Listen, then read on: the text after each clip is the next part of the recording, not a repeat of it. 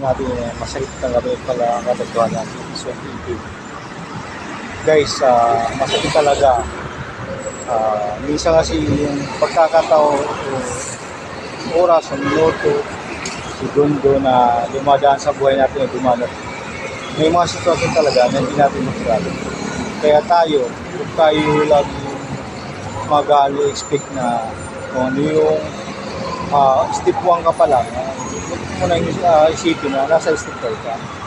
Unti-unti mong kunin at abutin yung step na yun para in the end na ma-realize mo na unti-unti mo na kukuha yung step na yun na inaasahan mo. Kaya pag naman tayo na hindi mo inaasahan mo, yan na lang natin yan.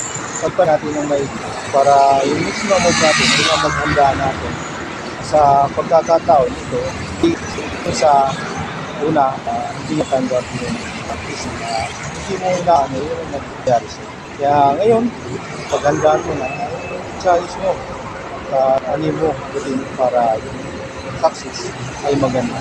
Diba?